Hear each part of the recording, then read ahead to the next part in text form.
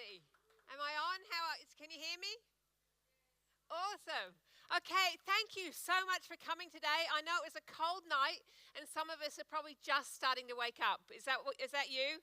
Anyone feeling that way today? Okay, awesome. Who's planted a tree today? Who actually got up early and planted a tree? Well done. Give Pauline a round of applause and give these guys a round of applause. What have you been doing? You have actually been helping save humans and animals by planting those trees. So today, I'm going to talk about trees. My name is Dr. Sarah Pye. I'm going to tell you a few incredible tales about trees, but I'm actually not a scientist. So I'm not a tree scientist. I'm not going to tell you all about tree science. I'm going to give you some really cool facts about trees, but I'm actually a storyteller. So I'm going to tell you about narratives and how we can use narratives to engage people in storytelling and engage people with the conservation. And that's what my research was all about. Before I begin, though, I would like to acknowledge the traditional owners of this land, the Jinibara people, and particularly because these are the first storytellers on this land. They've been telling stories on this land for absolutely ever. I particularly like to mention Uncle Noel, who's been integral to this land from the beginning, and who's named Lake Gula, who some of you might have been swimming in if it looks like you might have gone for a swim. Is it freezing? Pretty cold. Okay, so scientists and writers use exactly the same techniques. We use observation, but we use the information slightly differently. And so you'll see that I am going to talk about trees in a slightly different way than a scientist was. My doctorate focused on how narratives can engage non-scientists in conservation and how we can use that tool to engage people. So after we establish the importance of trees, then I'm going to tell you a few stories about trees. How do scientists and narrative storytellers use their craft or their observations slightly differently? Well, this illustration shows you a little bit about that. Narrative storytellers focus on individuals of a species and tell a story about an individual. And then what we do with that individual story is we come to conclusions about the species based on that individual story. We call that inductive storytelling, okay, or using inductive methods. Scientists do the opposite. Scientists generally take data about a species, some big facts from big numbers, and by looking at those numbers, we then determine what is the experience for an individual in that species. So we use the same observation methods, but we actually use that method in a different way. So being a storyteller, I use an inductive mode of storytelling. Now, who's heard these statistics before? Anyone heard any of these before? A couple of you? Okay. Humans can survive approximately 3 minutes without air, 3 hours without shelter, 3 days without water, and 30 days without food. Trees play an important role in every single one of those steps. Okay, something that another Woodfordian, Gina Trick, is very, very aware of. If anyone watched Gina Trick win alone, you'll know that she actually relied on trees quite a lot for her shelter, her food, and the air that she was breathing. So trees play a part in every single stage of human survival. By planting a tree today, for those of you that have done it, you are protecting the landscape at Woodfordia. You've helped keep our species and many more species alive. Okay, so think about that when you actually planted that tree. You are actually helping this land provide for all the species that live on it. Okay, so thank you.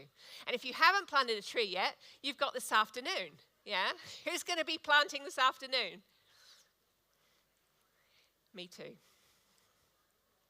So one of those things was humans can live 3 minutes without air. 3 minutes? That's not very long. Not very long at all. We can't live, therefore, 3 minutes without trees. I want to let that sink in. We cannot live 3 minutes without trees.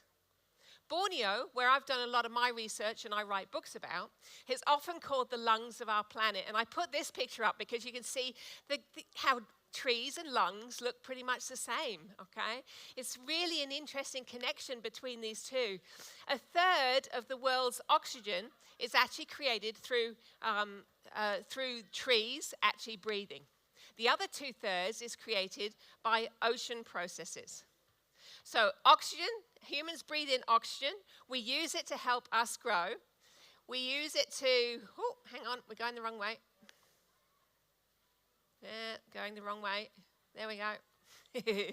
We use it to help us grow. We use it to reproduce everything that we need to grow. Trees produce that oxygen. So trees breathe out oxygen, as most of you probably know. Trees breathe out oxygen, they breathe in carbon dioxide during the daytime. They actually do the opposite at night. So at night, they breathe in oxygen and out carbon dioxide. But they only actually create more oxygen than they create carbon dioxide. So that leaves about 1/3 of the oxygen that they produce for us humans and for all the other species on Earth, which is pretty awesome, I reckon. To illustrate this process, I actually like to tell children about this man, David Latimer. Who's heard of David Latimer before? Have you? Awesome. So David put a nice little small plant in this huge jar in 1960. He put 2 spoonfuls or so of water in there, and he put the cork in. And he left it. He opened it once in 1972, and he put 2 more spoonfuls of water in. And that's what results today. So how does this terrarium work? This is amazing. This is a circular system, and a rainforest and the trees we use are a circular system. Yeah, so 2 things are going on there. The tree or the plant is producing oxygen when it breathes out.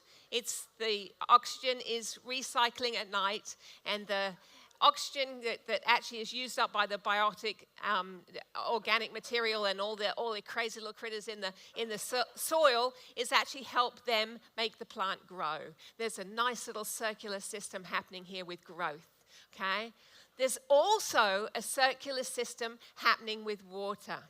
Now, trees, especially in the rainforest, have this enclosed system of water. Now, I use a terrarium, just like David's, to illustrate this when I do workshops with children in schools. Here is my terrarium. Here it is. So what happens in this terrarium, as far as water is concerned, is I also put 2 spoonfuls of water in this terrarium quite a long time ago. The water is soaked up by the roots of the plants. When the plants breathe, they transpire. The water comes out like sweat. It hits the top of the jar, and because the top of the jar stops that water from evaporating and going off into the sky, it's like the top of a rainforest. It's like the canopy of the rainforest. The water hits that canopy, it comes down the edge of the jar, goes back into the soil, and it's recycled back forever. That's the best example of recycling that I know. What do you reckon? Pretty good? Okay, so when I actually go into schools and I do workshops with kids using these narratives, we actually learn how a rainforest works by looking at this jar. Okay? Something that you can consider, those of you that are not scientists, like me, you can still use storytelling, we can still use action to teach the next generation the importance of our environment. Now, that Rainforest in a Jar workshop is something that is in one of my books. It's in Wildlife Wong and the Fig Wasp. So there's experiments in all of my books that link the children to the narratives. Now, trees, back to our four statistics. In extreme conditions, humans can live 3 hours without shelter. Not good. Queensland, probably a bit longer, I reckon. Humans cut down an enormous amount of trees to make build our homes from, and we tend to forget, obviously, that they are home to a lot of other species in that process. So we need to engage with that idea as well. A single tree supports hundreds, if not thousands, of other species, making it basically a high-rise multicultural village, which is incredible. This idea has been captured expertly by my friend Sandra Sevanini in this book, Tree Beings. And if you've got young people in your life, you want them to learn about trees, I'm going to suggest that this book is a very good choice. Sandra Sevanini is the illustrator of my next book, and I'll talk about that soon. But in this illustration, the front cover of that book, there are over 50 creatures represented on that front cover. See if you can see one or two in the white spaces. Anyone see one? What do we got? What can we see? What have you got? A koala. We've got a koala. Well done. What else can we see? What did you see? A kangaroo. There's a possum. What else we got? Yeah, well done. Can you see that with one illustration, this is a visual storytelling method. Sandra has managed to engage children in that idea of trees are actually important for shelter for all different species. So different ways of telling stories, visual storytelling. Lastly, on those facts, we've got that humans can only last about 3 weeks without food. And if you're on a lone, it's a little bit longer, right? Luckily. We're not alone in this. Most forms of life need sustenance, and much of that sustenance comes from trees and plants. This is a rhinoceros hornbill. It's a picture that I took when I was in Borneo. It's eating rainforest figs. Now, rainforest figs are an incredible, incredible species, and I want to tell you a little bit about them because I've written an entire book about them. This is a fig wasp. Who knows what a fig wasp is? A few of you. Okay, I'm going to tell you a story now about a fig wasp. Now, remember, I've written this book called Wildlife Wong and the fig wasp. All the stories that I write about are about a scientist, or so far, are about a scientist in Borneo called Dr. Wong Suti. He runs the Bornean Sun Bear Conservation Center in the middle of Malaysia, and he spends time in the jungle with all kinds of different species. I've written 6 books about the species that he spends time with, most of them megafauna that you probably have heard of, like orangutans, or sun bears, or pygmy elephants, or bearded pigs. But there's one tiny little hero in the rainforest that I thought deserved its own book, the fig wasp. Okay, I'm going to try and convince you on why the fig wasp is the hero of the rainforest. So this little tiny little creature is about 2 millimeters long. 2 millimeters long, and lives for 2 days. 2 days. In that 2 days, this amazing animal has an incredible job.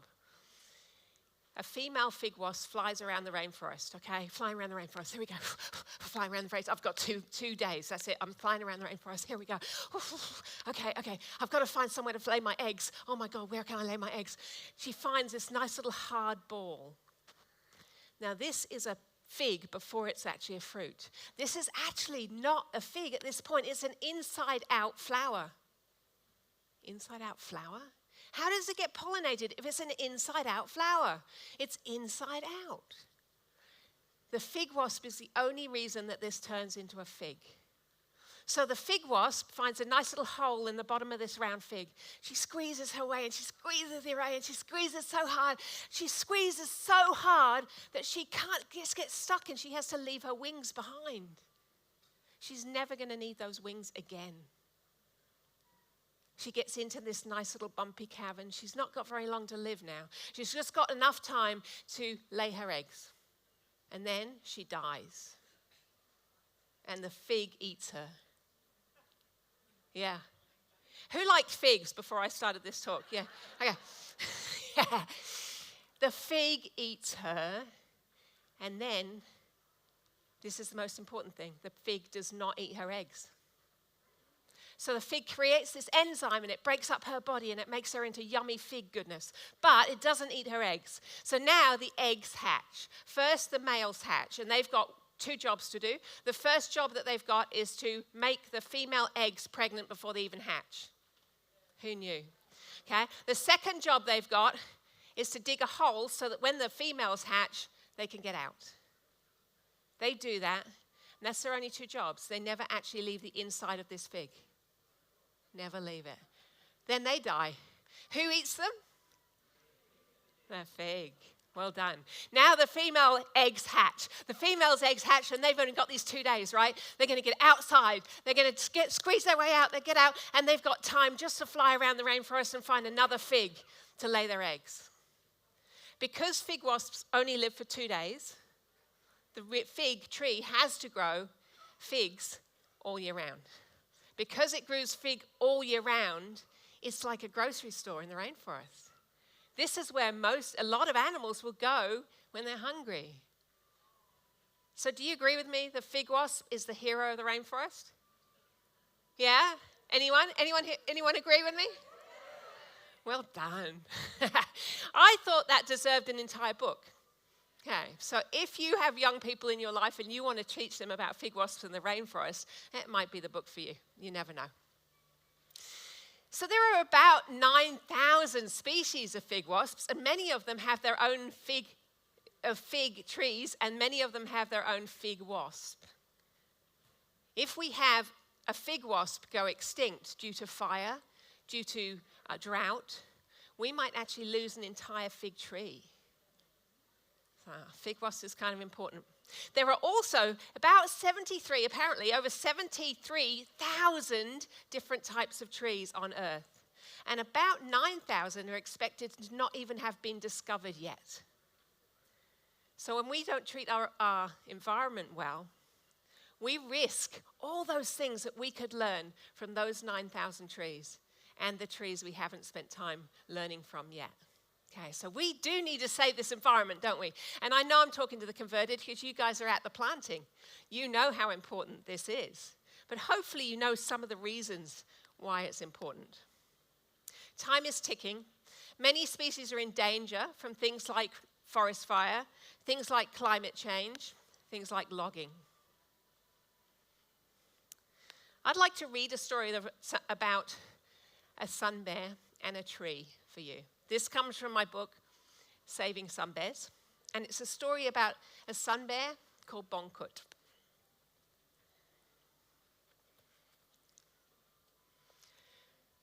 This one is how I chose to tell a narrative about climate change and how it's affecting the rainforest.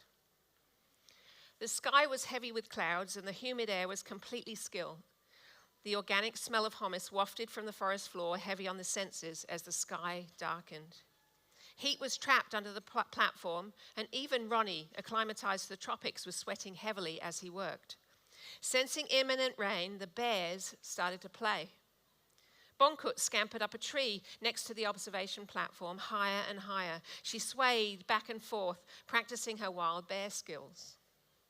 Out of the corner of his eyes, Ronnie could see her climb. Such an independent bear. She was becoming self-sufficient, often building sleeping nests high in the trees and finding her own food by shredding termite-infested logs on the forest floor. It wouldn't be long before she could be returned to her wild habitat where she belonged. What a different bear she was from that day in 2012 when she arrived at the Sun Bear Center with signs of severe malnourishment, sores on her head from rubbing her small cage in an effort to escape. Damai, a fastidiously clean bear, wandered around the buttress roots at the base of the huge dipterocarp tree, which dominated the rainforest pen, as she decided which trunk to attempt. She could smell the rain coming and wanted to get away from the impending mud and join the fun above before irritating mosquitoes squashed between the pads of her paws. Ronnie felt a sense of unease. He called up, "Bonkut, Bonkut, go back to the bear house, back!"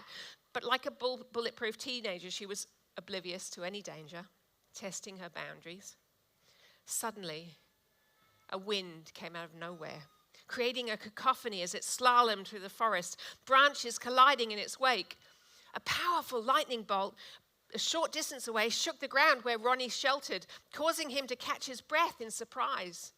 He didn't have time to take action before a second bolt struck. This time it was much closer and deafening. In a split second, he took in the scene. Damai and 4 other bears were running for the bear house. Then, instantly, everything around Ronnie was whitewashed in bright light as the metal that supported the platform structure lit up like a fireball. In the quarantine area 50 metres away, all the metal bars glowed as electricity coursed through them. The bear's ears pricked up in fear as the intense impact of the huge 100-year-old dipterocarp tree suffered a direct hit.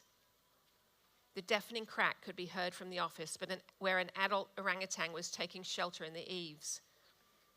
It took Ronnie's vision a few moments to return, and slowly, as the blood rushed to his optic nerve, the whitewash turned red. All the hairs on his arms were on end. He reached for the stainless steel post next to him, but recoiled from the heat. The outside skin of the big tree was shredded, exposing its inner skeleton. Flakes of bark rained down. The mandatory rubber boots, which probably saved his life, were as warm as if they had been left out in the midday sun. Time suspended, and Ronnie was so dazed he totally forgot about the bears. It felt like 15 minutes before reality hit.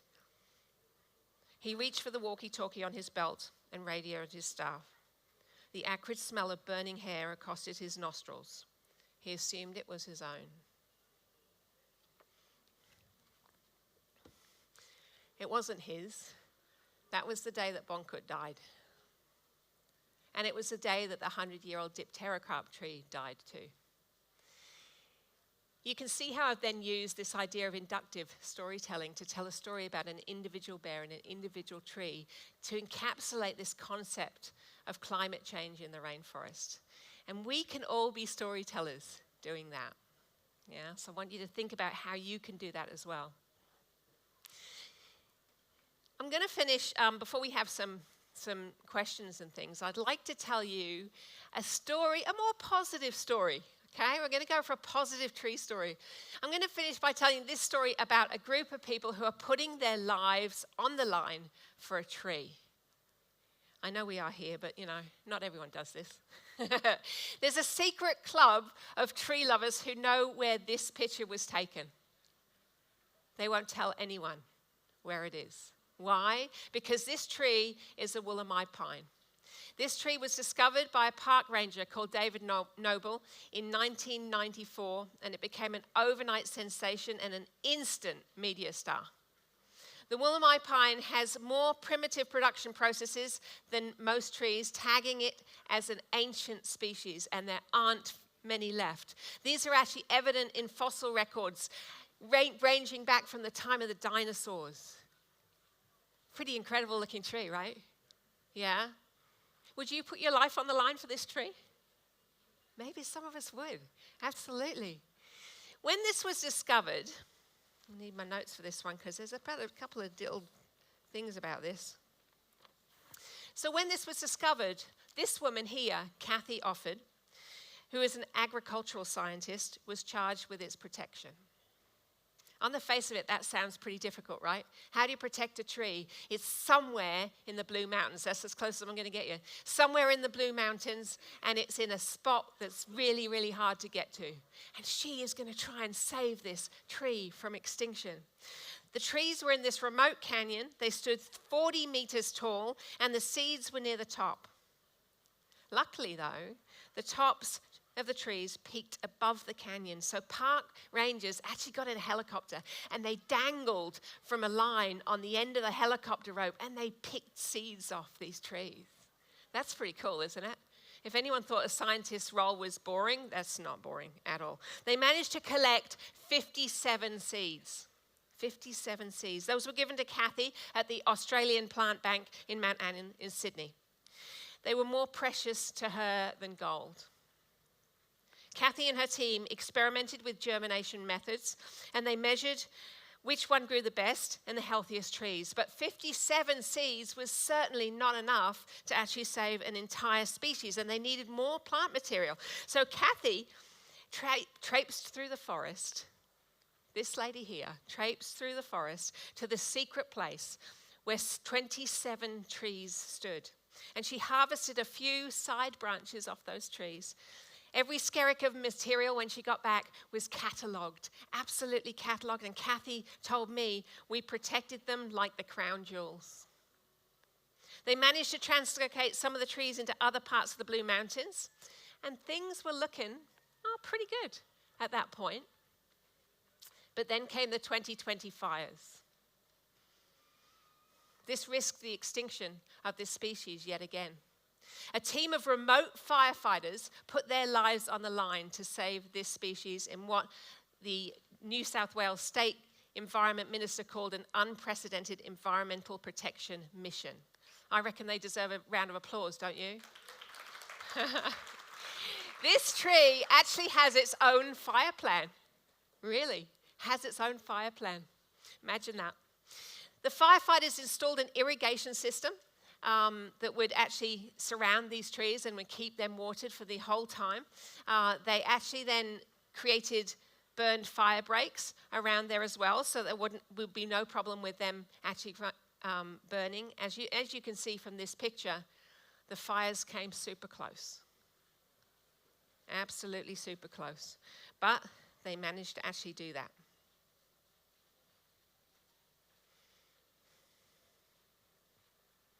Have you heard that term, we don't put all our eggs in one basket? Yeah, that's one basket. So Kathy decided, okay, once this happened, we've got to actually get a little bit further afield. So she thought, let's not put all our Wallamai in one wilderness. She worked with a commercial group to propagate the trees from cuttings. She decided to scale up production. The result is you can now buy your own Wallamai pine in Bunnings. Pretty cool, right? They're not very cheap, but they are there. So individual trees are now growing in botanical gardens all around the world, from London to Vancouver. Diversification will save this species from extinction. Pretty cool? The story of the Wallamai pine is going to be part of my next series of books. I'm writing a series called Curious Kai series, and it's about a young 12-year-old girl who thinks if she learns from animals and wildlife, she can save the world.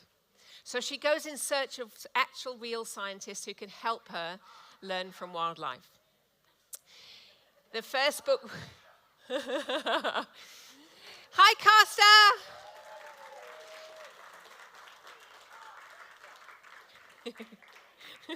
That was well timed.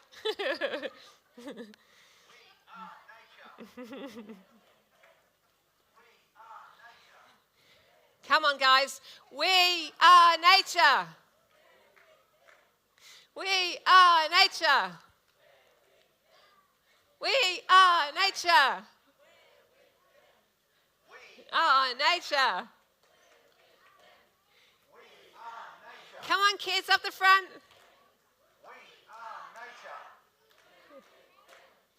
We are nature. We are nature. Woo! Round of applause. Nature counsellors, position 1.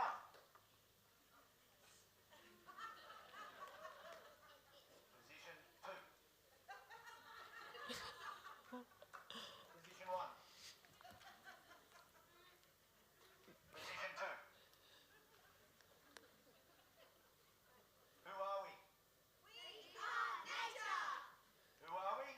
We are nature. Who are we? Nature. Parents and carers. Who are we? We are nature. And we are nature. We're with them. We are nature. We're with them. We are nature. We're with them. We are nature. We're with them. We are nature. We're with them. We are nature. We're with them. We're with them. We're with them.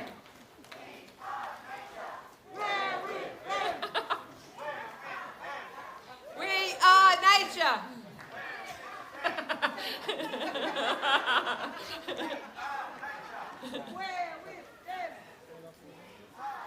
Believe it or not, we didn't plan that. Wasn't that brilliant?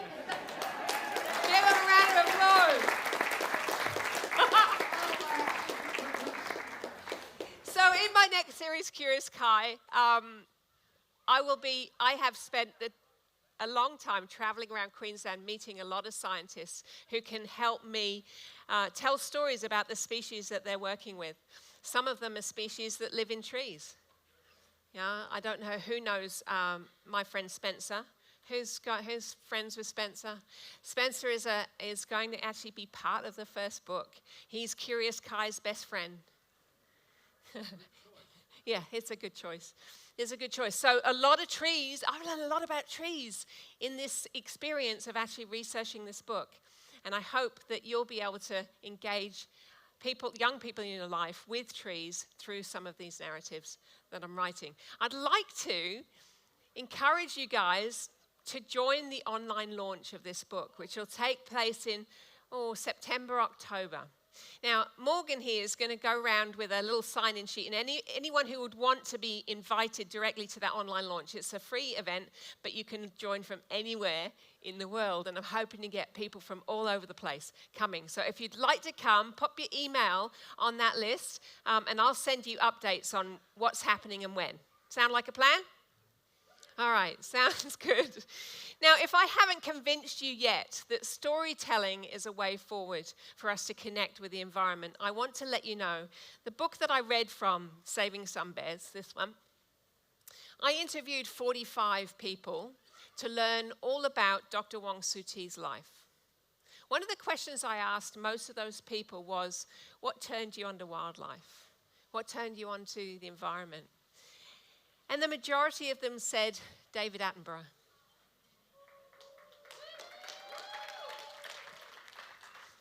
Yeah, exactly. So, of course, I wrote to David Attenborough and said, can I interview you for my book? And I have a framed rejection letter on my office wall, handwritten by David Attenborough. One of my prized possessions. Absolutely is.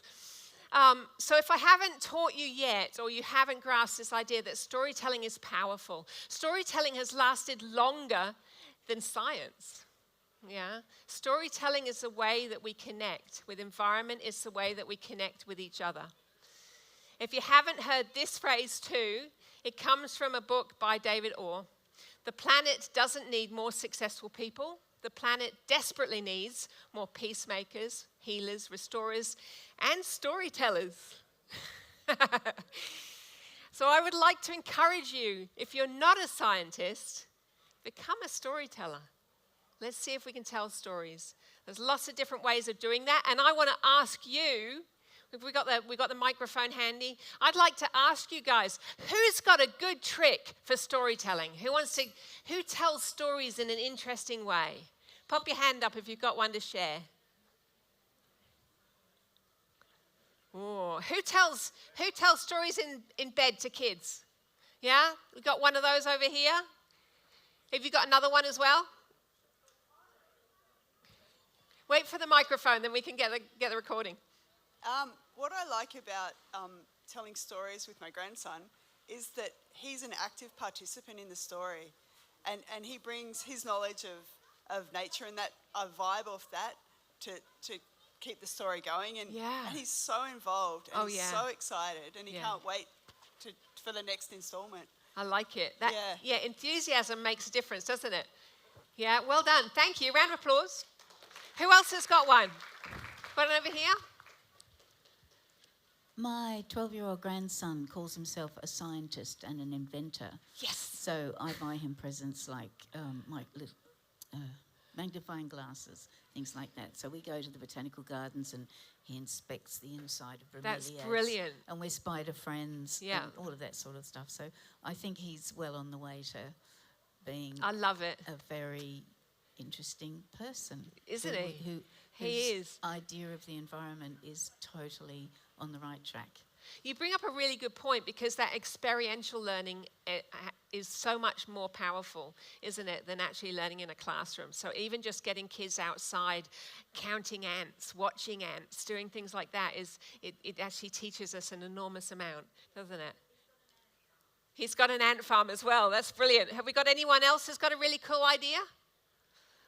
We've got two more coming up. I started a school holiday camp, and it's a school of bushcraft and wizardry. And I'm not a scientist, but I tell stories, and I love magic and wizardry. So we do experiments, but we frame them as magic, and it's amazing how those two ideas connect, because everything you talked about, It's magic. it's magic. Yeah. So they're totally different. You'd think like fairy tales and Yeah. science are different, but then when you connect them together, It's not. It makes you notice things you never saw before and how special they are. So. Well done. That's fabulous. And our last one today is Anna in the corner there. Now, Anna works in a school that I've actually presented in and done workshops with her building terrariums, haven't we? Probably doing it again this year, I think. Huh? Oh, yes. Absolutely. Hi, Sarah. Hello. Tanya. All right, my tip, having working with kids for a long Yeah. time, and I'm very curious. I like to observe and see their reactions. Humor. Humor. Use humor. They really connect with humor, and I know that sometimes in nature stories, it's the wonder or surprising real fact, like the Yeah. wasps and all that. Yeah. But if you can sneak in some humor, Absolutely. that grabs the kids. Yeah, a bit of humor helps. Does. It's definitely a good tool. Thank you. Round of applause. All right, so we've got 5 minutes left. There's a couple of things I want to tell you about, and then should we fit that one in? Let's go for it. Come on, we can do it. I guess I am telling stories. I work with kids, teaching them how to grow vegetables Yeah. and doing comparisons with them, such as talking about the soil as the plant's bed. And then when you push it in, you tuck it into bed. When you pull the mulch up, you pull the blanket up around it. And the kids are remembering it really fast. Can We you pop go- it a bit close to your mouth? There Yeah, we go. Okay, awesome. we put the baby into bed, we tuck it in by pressing the soil up, then we pull the mulch up, which is the blanket, all around Oh. it. So every time I teach them something about the plant, I'll compare it to how they live their life in that kind of That's a lovely storytelling. metaphor, isn't it? I Yeah, love that. yeah. Yeah, metaphor's a really good tool. Great job. Well done, everyone. You're out there doing what you should be doing. Yeah? If you'd like to join me for another thing, I do a thing called World of Wildlife. It's an online gathering of wildlife people from around the world. We get together once a month on the 10th of every month. The time changes so that people from around the world can come, but the day is always the same. You are all invited to join me at World of Wildlife. On the 10th of the month, only a few days away, our speaker will be Linda Barnes, the president of Queensland Koala Crusaders. So we have a guest speaker that talks for about 20 minutes or so, and then we actually just share what we've been doing.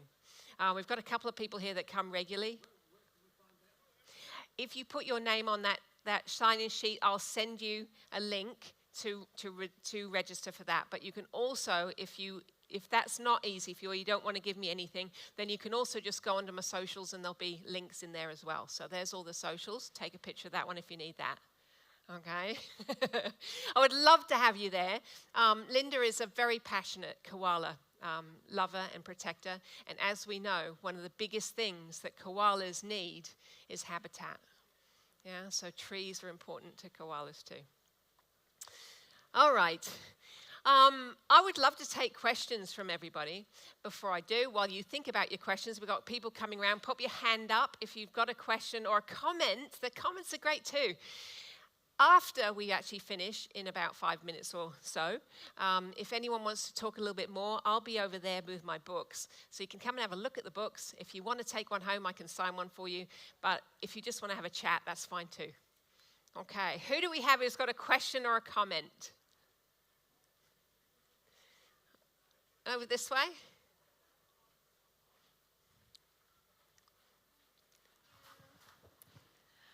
I would love to know what David Attenborough said in that letter. He had actually spent time with Wong Suti at the Bornean Sun Bear Conservation Centre, so I asked if I could interview him about that, and he said that he had not spent enough time to be able to comment, but he wished me well with the book. Amazing, thank you. Yeah, it's a pretty cool thing. Thanks for asking. This way. Sarah, do you have to modify your storytelling when you, say, for example, go to different schools different age groups. Absolutely, absolutely. And it's something that you learn in the doing, and also I teach at the university, so I'm quite used to talking to people at that sort of age. An example would be when I was actually asked to fly to Brunei in February and I was the guest speaker for the international book day for the international school, and book week. So I actually did 12 different workshops back to back for a day for 4 days with every single child in the school from prep to year 12. So I had to change my workshops. I actually have 10 different workshops that apply to different ages. And if anyone would like me to come to their school, or you know a school you can connect me with, please do.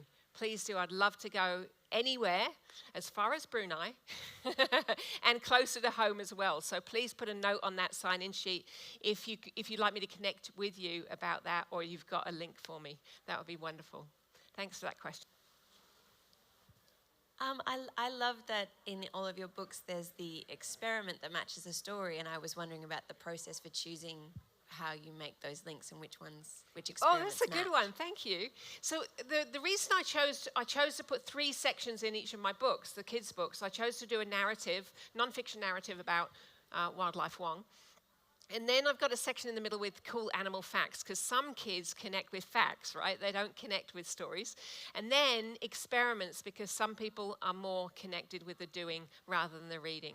So I've tried to link each of those experiments back in some way to the narrative.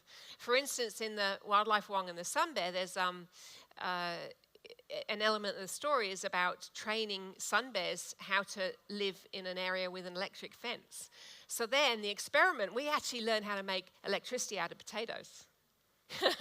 See, that makes sense? And in my story of Wildlife Wong and the orangutan, there's a story in there about an orangutan that actually, a real story, the orangutan that steals my friend Wong's keys and locks him in his office. So think about this. He actually uses limes to trade for the keys. So the experiment, you're going to love this one. I love a good pun. Is key lime pie.